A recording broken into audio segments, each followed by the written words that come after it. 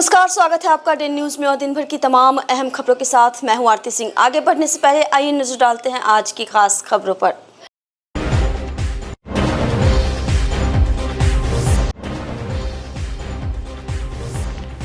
मुजफ्फरपुर के अपराधी की मोतिहारी में एनकाउंटर, घटना में एक जवान शहीद।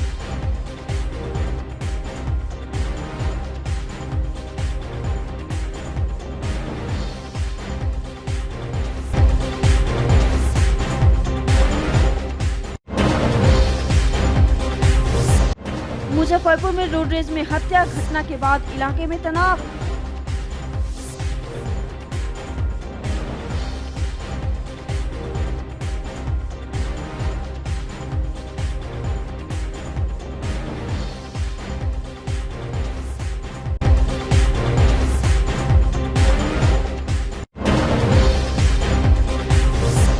और मुजफ्फरपुर की डीटीओ कार्यालय में डीएम ने मारा छापा, मचा हड़कंप।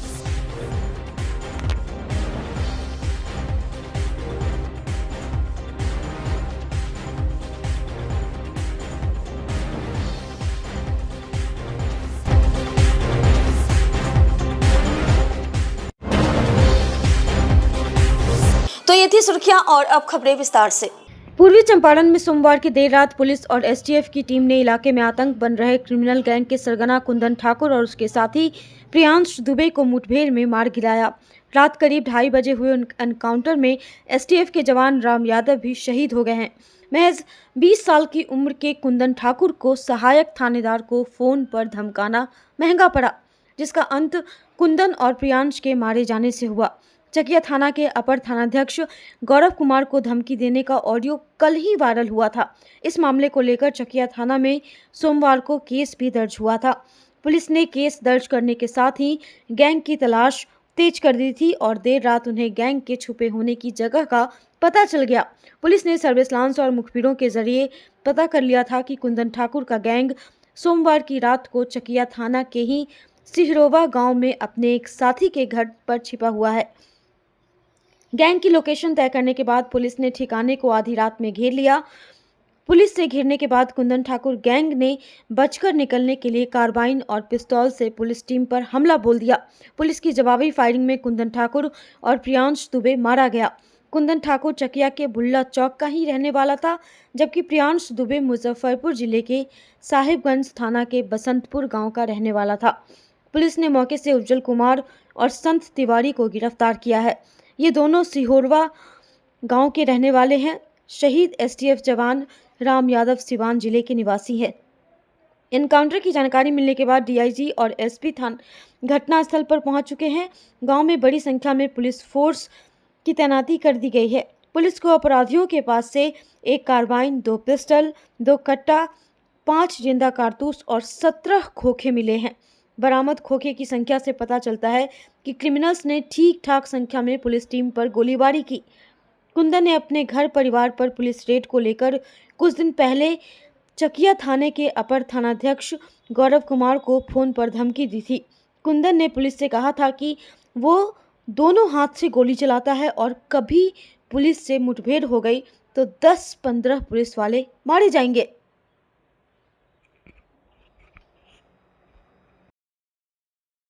ये मोतिहारी की घटना है।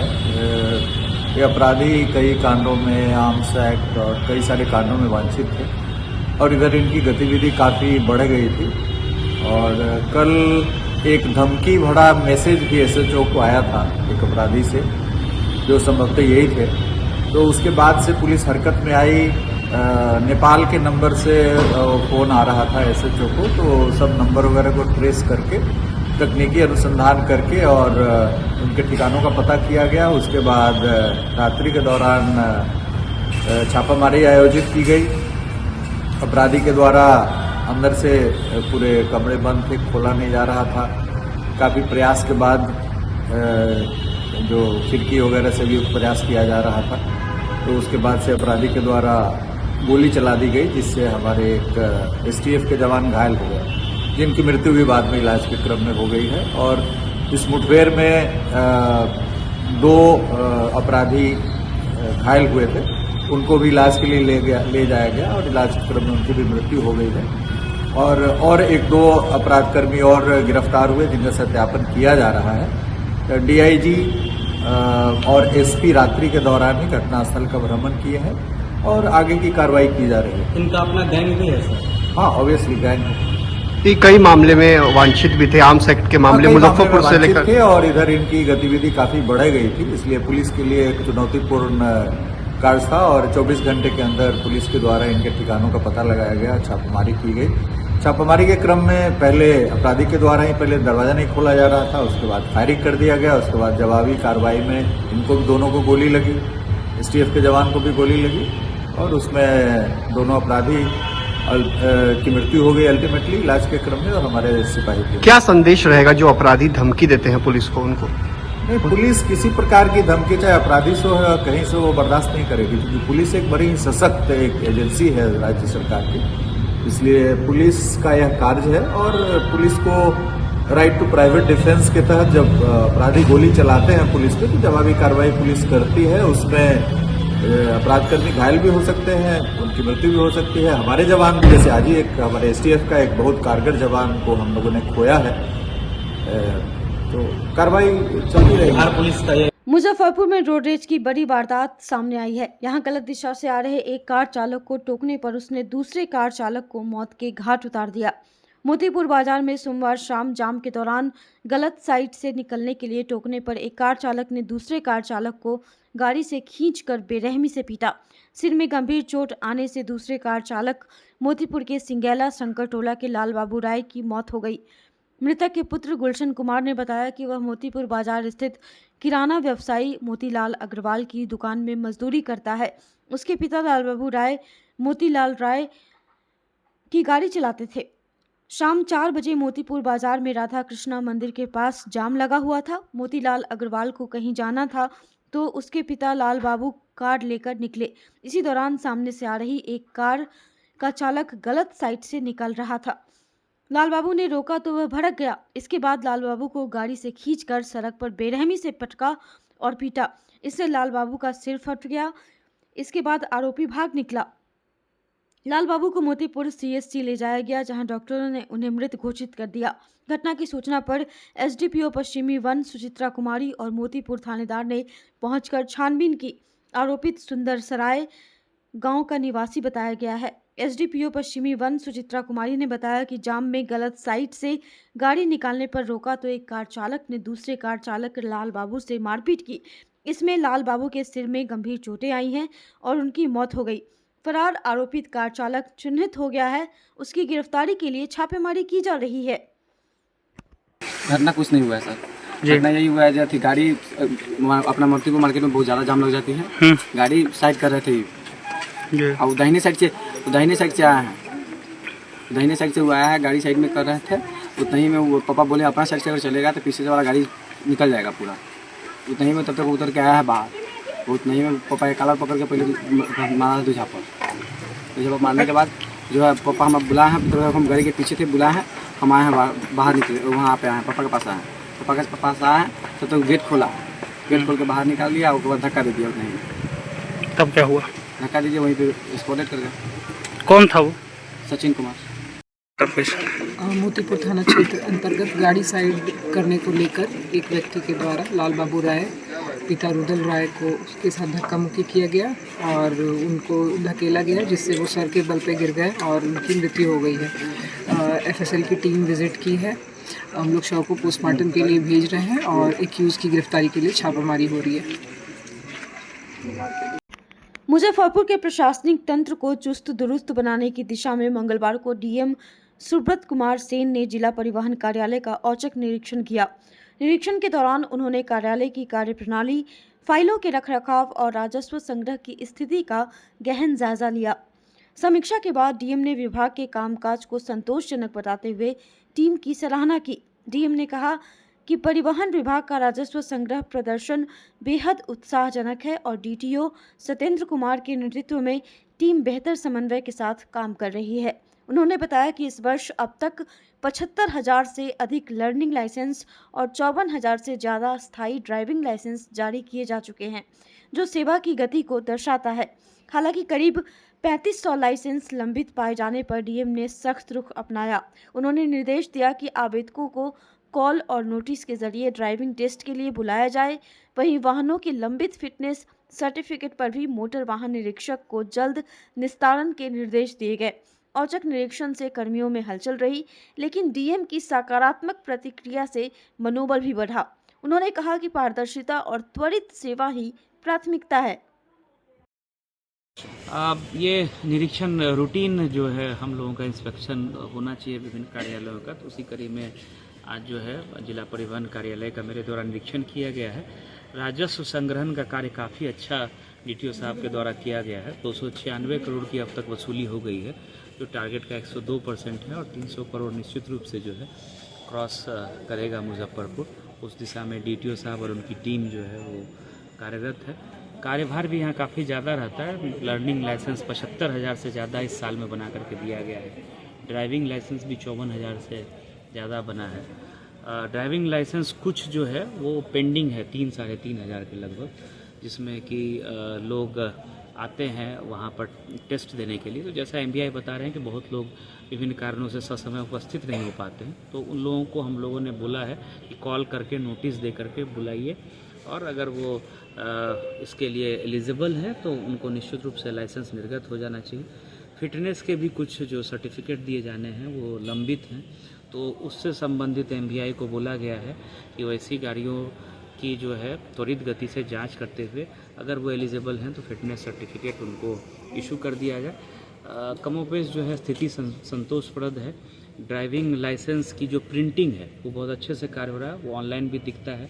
डेली बेसिस पे पोस्ट ऑफिस के माध्यम से ड्राइविंग लाइसेंस भेजा भी जा रहा है। 14 या 15 कुछ प्रिंट जो है पेंडिंग दिखा डिलीवरी के लिए, और 14 तारीख का जो ड्राइविंग लाइसेंस इशू हुआ है वो प्रिंट हो रहा था। तो बिल्कुल अपडेटेड है, और बेहतर काम हो इस दिशा में हम लोगों को, सब लोगों को प्रयास करना है। ये जो 2 कैटेगरी में थोड़ी सी पेंडेंसी है, उसमें हम लोगों ने एमबीआई, संबंधित एमबीआई को बोला है कि जो इंस्पेक्शन करना है फिटनेस के लिए उसमें थोड़ी सी स्पीड बढ़ाएं, और दूसरा काम जो लाइसेंस निर्गत करना है, जिसमें कि जो उन लोगों का टेस्ट लेना होता है, उसमें भी तेज़ी से काम करें। लर्निंग तो अब तुरंत बन जाता है, 75,000 से ज़्यादा जो है लर्निंग लाइसेंस बन गया। रेल प्रशासन द्वारा मुजफ्फरपुर जंक्शन परिसर में मंदिर तोड़े जाने के 1 वर्ष बाद भी मंदिर निर्माण नहीं किए जाने के विरोध में मंदिर नवनिर्माण समन्वय समिति के सदस्यों ने कल्याणी चौक पर रेल मंत्री अश्विनी वैष्णव का पुतला जलाकर अपना विरोध जताया। संबंध में समिति के सदस्यों का आरोप है कि रेल प्रशासन द्वारा मंदिर तोड़े जाने के 1 वर्ष बाद भी मंदिर निर्माण को लेकर रेल प्रशासन कुछ सुनने को तैयार नहीं है, जिसको लेकर लगातार आंदोलन कर रहे हैं, लेकिन फिर भी बात सुनने वाला कोई तैयार नहीं है, जिसको लेकर रेल मंत्री का पुतला जलाकर अपना विरोध जताया है। राजभूषण चौधरी मुर्दाबाद, मुर्दाबाद, मुर्दाबाद, राजभूषण चौधरी मुर्दाबाद। मुजफ्फरपुर जंक्शन पर 10 मार्च 2025 को विधि विरुद्ध ढंग से रेल प्रशासन ने 2 मंदिरों को तोड़ा था। हम लोगों ने 17 मार्च से आंदोलन शुरू किया था 2025 में। आज 17 मार्च को 2026 को 1 वर्ष पूरा हुआ है, जिसको हम लोग काला दिवस के रूप में मना रहे हैं। और यहाँ पर हम लोगों ने रेल मंत्री का पुतला फूंका है। इससे पहले रेल मंत्री से व्यक्तिगत रूप से हमारी टीम मिलकर उनको निवेदन पत्र दे चुकी है, जीएम और सारे पदाधिकारियों को दे चुकी है, मगर हमारा मंदिर रिकवर नहीं हो रहा है। अब इस वर्ष का जो आंदोलन होगा, 1 वर्ष हमारा पूरा हुआ, वो क्रांतिकारी आंदोलन होगा। और अगर हमारी मांगों को नहीं माना गया तो एक अवस्था ऐसी भी आ सकती है जब हम लोग रेल का चक्का भी जाम कर सकते हैं। इस प्रकार हमारा आंदोलन बढ़ता रहेगा। न्यायालय में तो हम लड़ ही रहे हैं, सड़कों पर भी लड़ेंगे, और सड़क पर केवल मुजफ्फरपुर तक ये बात अब सीमित नहीं रहेगी। जंतर मंतर दिल्ली पर भी धरना प्रदर्शन और कुछ और कोहराम मचाने की आवश्यकता होगी, तो हम लोग कोहराम मचाएंगे।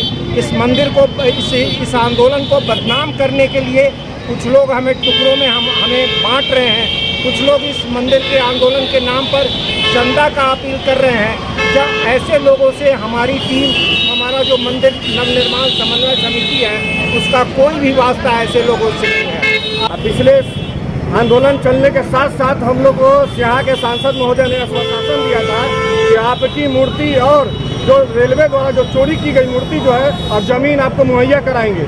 लेकिन अभी तक सांसद महोदय ने हमें 1 साल बहला फुसला के रखा, दिलासा दिया, हमें मूर्ख बनाया, हमें अंधेरा में रखा और इससे कारण हमारा आंदोलन भी कमजोर हुआ। लेकिन आज सभी सनातनी हम लोग फिर से आंदोलन के लिए जाग गए हैं।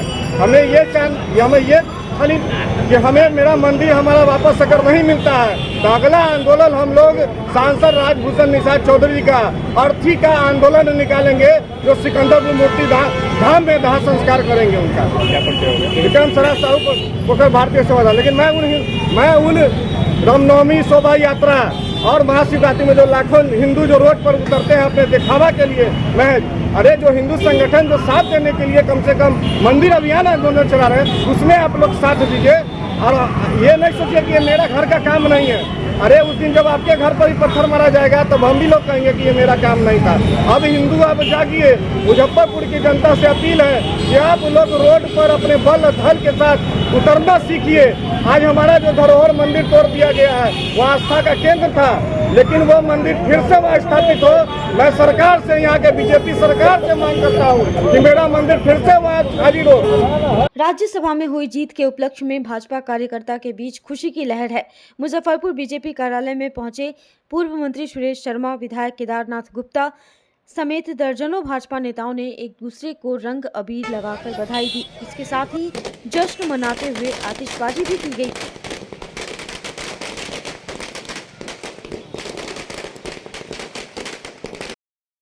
चार आज जीत गया 5 तो इसका जश्न जो है, क्योंकि जो पार्टी अनुशासित है 5 को जिताया और जो पार्टी अपने कार्यकर्ता को, अपने एमएलए को संभाल के नहीं रख सकता है, वो देश को कैसे संभालेगा।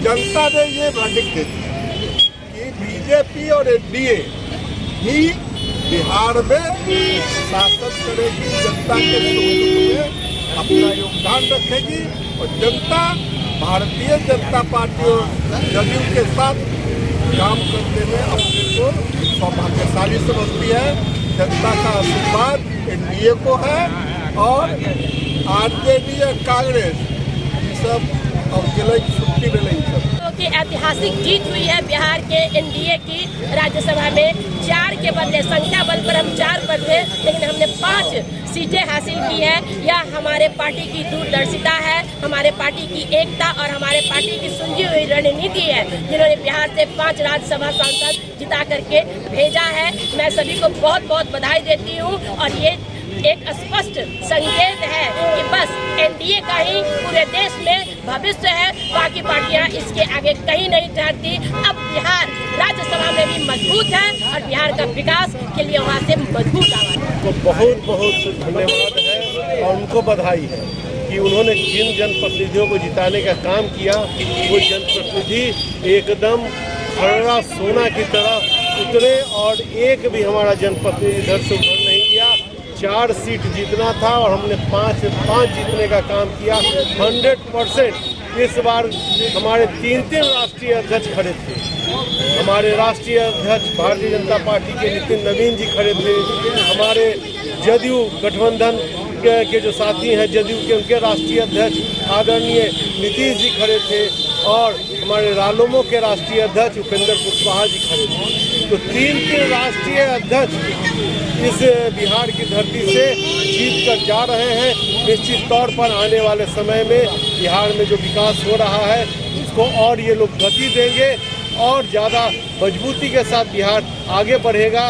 और इसी के लिए हम बिहार के तमाम जनता को, अपने तमाम जनप्रतिनिधि को और तमाम मुजफ्फरपुर के गौशाला स्थित बड़ी ईदगाह में रमजान के पाक महीने के अवसर पर ईद से पहले एक भव्य अवतार पार्टी का आयोजन किया गया। यह आयोजन स्थानीय दुकानदारों और व्यवसायियों के सहयोग से किया गया, जिसमें भाईचारे और सौहार्द की खूबसूरत मिसाल देखने को मिली। इस मौके पर बड़ी संख्या में रोजेदार और स्थानीय लोग शामिल हुए। सभी ने एक साथ रोज़ा खोलकर इफ्तार किया और एक दूसरे को गले लगाकर आपसी एकता का संदेश दिया। इफ्तार पार्टी के दौरान कार्यक्रम में शहर के कई जाने माने लोग, वार्ड पार्षद और समाज सेवी भी मौजूद रहे। सभी ने इस आयोजन की सराहना की और इसे सामाजिक एकता और भाईचारे को मजबूत करने वाला कदम बताया। इस तरह के आयोजन न सिर्फ रमज़ान के पाक महीने की अहमियत को दर्शाते हैं, बल्कि समाज में आपसी प्रेम और सद्भाव को भी बढ़ावा देते हैं। हाँ, इस बहुत पावन महोत्सव अवसर पर हम लोगों को निमंत्रण दिया गया। हम लोग आए हैं बड़ी ईदगाह में, इफ्तार पार्टी में शामिल हुए हैं।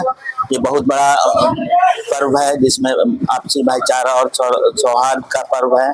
इसमें हम लोग बहुत खुशी से इनके खुशी में शामिल हैं। बड़ी ईदगाह में आज रोजेदारों के लिए जो है इफ्तार पार्टी का आयोजन किया गया है। इसमें जितने भी स्थानीय रोजेदार हैं उनको भी दावत। आज की खबरों में बस इतना ही। कल फिर मिलेंगे कुछ नई खबरों के साथ। तब तक के लिए हमारी न्यूज टीम को दीजिए इजाजत। नमस्कार। Class 1 facilities and servicing Muzaffarpur. Hotel 5 star in Madipur main road Muzaffarpur. एक से बढ़कर एक कमरे, आधुनिक लुक, बेहतरीन सुविधा और सेवा।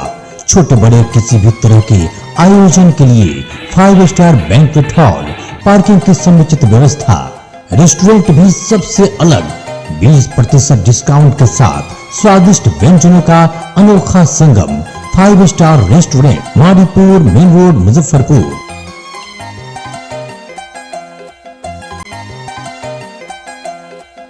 St. Joseph Senior Secondary School, Panapur, Karyat, Bangra, Muzaffarpur, affiliated to CBSE 10+2. Co-education. The school maintains a very efficient team of teachers equipped with physics, chemistry, biology, maths and computer lab. Career-oriented classes through counseling from Standard 6. Skill development through yoga, dance and music. Route-wise vehicle facilities available. Separate hostel facilities for boys and girls.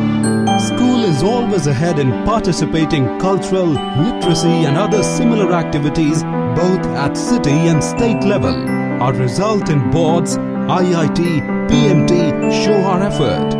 Registration for admission is going on. Registration forms available on Lenin Chowk and John Chhapra also.